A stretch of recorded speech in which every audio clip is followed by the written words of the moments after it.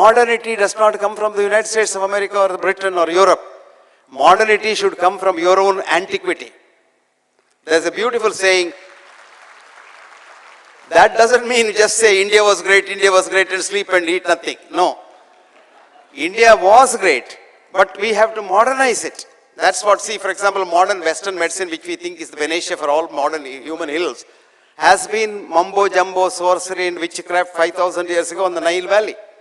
But it modernized itself. And that is where India has to modernize from its antiquity. I'll give you one example. We have hell of a lot of wonderful drugs for various diseases, but we don't bother about them for the simple reason that the industry from the West is selling it in a big way here, saying that ours is the only thing that few. And what are they selling? Reductionist chemicals. When you put a reductionist chemical in the system says, this is poison, reject it. And it's thrown into the liver for destruction. So every one of you, mark my words, every one of you, when you're taking any tablet, you go for have a liver function test done, your liver function test is damaged. And today we have a new disease, which is a huge disease called non-alcoholic cirrhosis. When I was a student 60 years ago, we never heard of anything other than alcohol as a cause of cirrhosis. Today, we don't have alcoholic cirrhosis at all because there is an awareness about not drinking too much. Of course, they still drink, that's a different thing. But today, non-alcoholic cirrhosis, which kills people left, right and center. And all this we don't think because we think modernity comes from the West. You see, for 45 years I have been writing that the best fat for the human system, other than the mother's milk, is coconut oil, because mother's milk and coconut oil contain the same fatty acid, monolauric acid, which is the basis of our immune system. People have been abusing me. Now America has turned a U-turn and said, yes, coconut oil is good.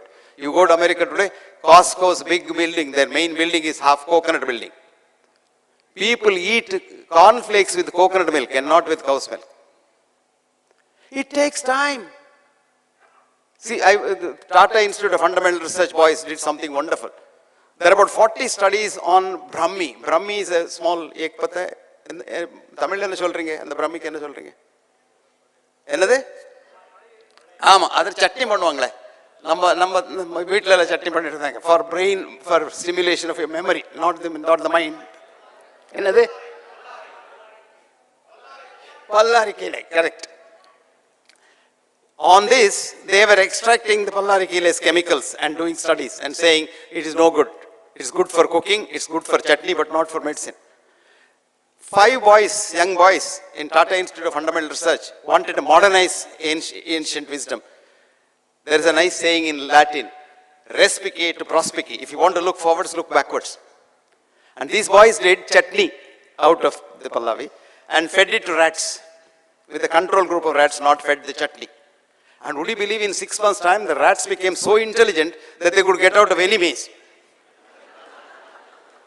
Then they killed the rat. What they found was there is an area of the brain which stores your memory, which is called the hippocampus major. And the hippocampus major, these rats would become 3 times its size. They cut the hippocampus major, studied the cells, they were so super active, large cells. So they proved that Brahmi as a whole, not in bits and pieces as a chemical, has different effect. And this is the basis of Indian systems of medicine. It's not one system. There's Siddha in South, there's Ayurveda, there's Unani, there's so many systems. But we don't encourage that because we are not modern. It's not computerized system. Now slowly people have woken up. They are computerizing the Vata, Pitta, Kapha systems, which are the genetico-constitutional varieties. And they are now trying to see what's the gene mapping, etc., etc. By the time genes have all gone into oblivion, we have come to epigenetics. Now it's the environment that you evolve. See, we find so much of things changing because it was very important to know in any field for that matter. And do you know what happened to this industry, education, marriage? All divorced in the West. Even the buildings are broken down or used for some other purpose because they found the industry is influencing education. Did you understand that? No, you didn't. Yeah, don't worry. So, there was this thinker, great thinker, a professor of social philosophy in the London School of Economics, was like a colossus and ruled the London School of Economics in the 50s and 60s for 20 long years. Karl Popper wrote, I quote, knowledge advances, not by repeating known things, but by refuting false dogmas. Did you understand? Knowledge advances not by repeating known things, but by refuting false dogmas. Ptolemy, 2nd century BC said, the sun goes round the earth, right? No? You look at the sun, goes up and up and up. And then evening, down, down, down. He was right. For 500 years, everybody taught, everybody believed, everybody wrote PhD thesis, and everybody said, sun goes round the earth. What's called the geocentric concept. It was in the 7th century, Copernicus came and said, he is Polish, but he is called Greek, and he said, the earth goes around the sun, the heliocentric concept. So for 500 years, we have been asses believing in what the West said. 127 AD, Galen said, blood is pumped from the liver. It took us 1500 years, 1628 to be precise. William Harvey said, cogito, the blood circulates from the heart. De morto cordis.